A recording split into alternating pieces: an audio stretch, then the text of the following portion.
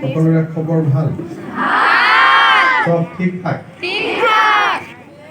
অলপ কম?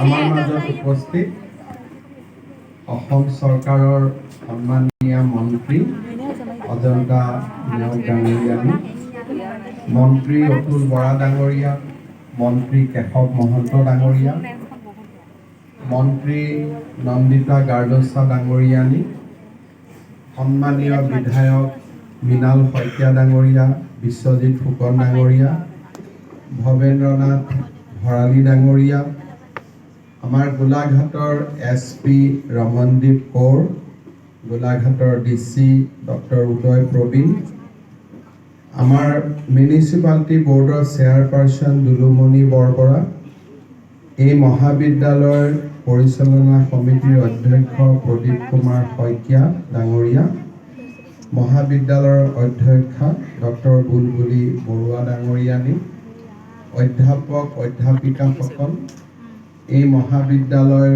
প্ৰাক্তন ছাত্ৰীসকল আৰু অতিকে মৰমৰ ছাত্ৰীসকল, ঐতিহ্যমণ্ডিত হেমপ্ৰভা বৰবৰা ছোৱালী মহাবিদ্যালয়ত উপস্থিত হৈ মই নথৈ আনন্দিত হৈছোঁ। সোণালী জয়ন্তী উৎসৱত যোগদান কৰাৰ বাবে মোক নিমন্ত্ৰণ কৰা হৈছিল। আহিবলৈ অত্যন্ত ইচ্ছাও আছিল, কিন্তু এৰাব নোৱাৰা চৰকাৰী ব্যস্ততাৰ বাবে মই সেই অনুষ্ঠানত আহিব নোৱাৰিলোঁ। অনুষ্ঠানটো অত্যন্ত সুকলমে পাৰ হৈ গ'ল। মহাবিদ্যালয়খনে এটা নতুন জীৱনৰ ফালে আগুৱাই গ'ল। মই সকলোকে ধন্যবাদ জনাইছোঁ।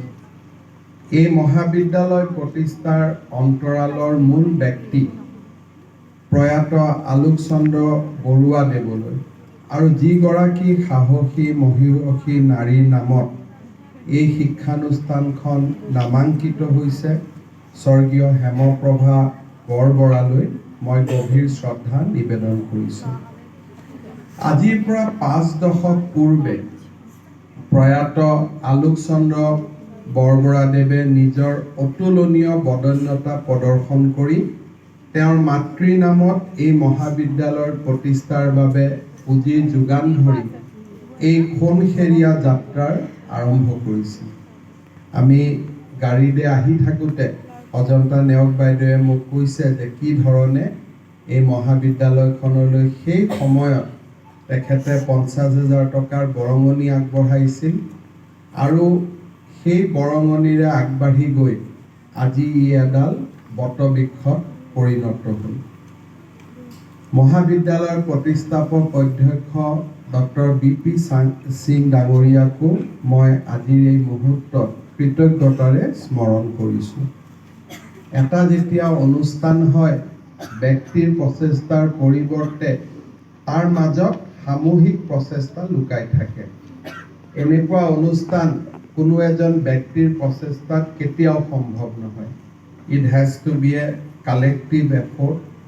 যিসকল ব্যক্তিৰ পৰিশ্ৰম সাধনাত এই মহাবিদ্যালয়খনে আজিৰ এই ৰূপ পালে, তেওঁলোকলৈও আমি কৃতজ্ঞতাৰে সৈতে সোঁৱৰিছোঁ।